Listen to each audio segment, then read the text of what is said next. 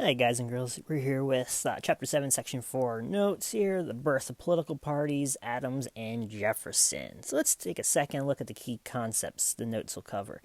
We got key concept 323A. During the presidential administrations of George Washington and John Adams, political leaders created institutions and precedents that put the principles of the Constitution into practice. 323B, political leaders in the 1790s took a variety of positions on issues such as the relationship between the national government and the states, economic policy, foreign policy, and the balance between liberty and order. This led to the formation of political parties, most significantly the Federalists led by Alexander Hamilton and the Democratic Republican Party led by Thomas Jefferson and James Madison. And finally, we have 332C. George Washington's farewell address encouraged national unity as he cautioned against political factions and warned about the dangers of permanent foreign alliances. And, of course, as I'm away, you guys will be reading George Washington's farewell address and completing the Hippo analysis, so we will discuss that more in depth when I return. So let's start the Section 4 notes here with just a little bit about the birth of the political parties, the Federalists and Democratic Republicans. So just to quickly summarize the two, Hamilton and Adams' Federalist Party favored a strong central government, promoted manufacturing and industry, and admired the British. Jefferson and Madison's Democratic Republicans, however, favored power to the states, promoted agrarianism, believed in more of a nation of small independent farmers, and sympathized with the French during the war between the French and British following the French Revolution. All right, before we get to John Adams' presidency, we're going to cover the 1796 election. So we know John Adams was the vice president of Washington, and he came to represent the Federalist Party. Jefferson was a logical candidate, of course, for the Democratic Republicans. In September 1796, Washington will give his farewell address. Later generations saw his speech as the grand nonpartisan benediction of the nation's founder. In the address, Washington said he wanted to warn the country against the effects of political parties. As he was quoted as saying, a political party distracts the public councils, agitates the community with ill-founded jealousies and false alarms. He also warned, and I quote, that foreign influence is one of the most baneful foes of Republican government. A lot of people at the time, however, took Washington's address as a vote for Adams, and although he would never say so directly, Washington did want his vice president to be his successor.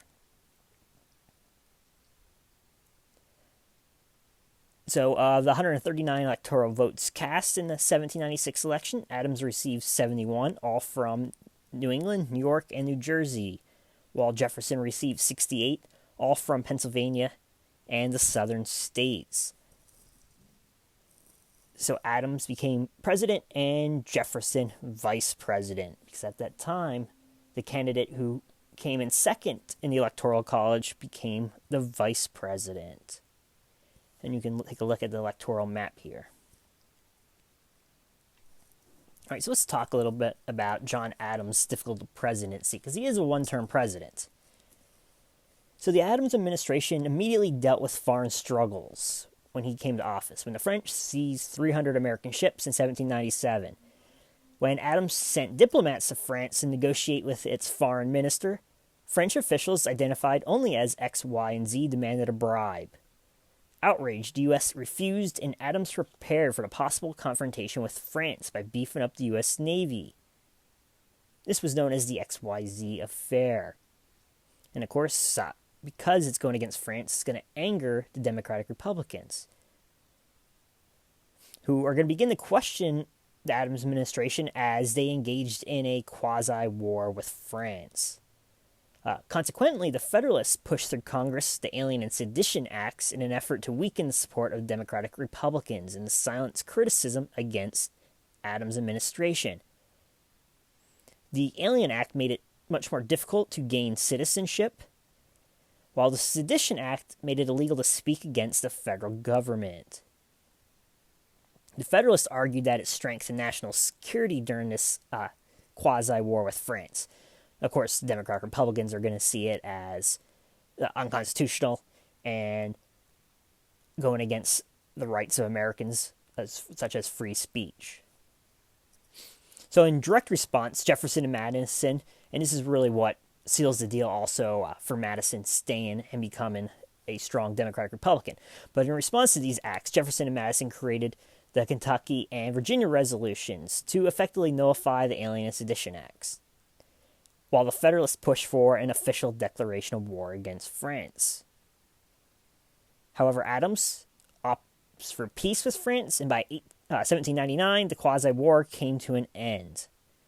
That is a typo in my notes here. I should say 1799. Unfortunately, the presidency Adams will also come to an end since he's going to go against his own party's demands for war. So Adams faced a very difficult presidency, plagued by foreign policy decisions, and in the case of the Alien Sedition Acts, some poor decisions by his own party. And when he does break for his party, that really seals his deal of not becoming a two-term president. So let's wrap up here with the election of 1800. So by 1800, none of the problems with the Electoral College had been resolved. And this time, the two political parties were much better organized and formed than they were for the 1796 election. Even though the framers of the Constitution did not want presidential nominations, each party's delegates met in, say, quote-unquote, semi-secret caucuses to nominate candidates for president and vice president.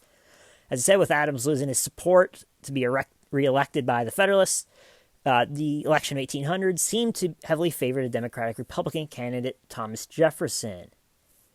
However, Jefferson's running mate, Aaron Burr, received the same number of electoral votes as Jefferson.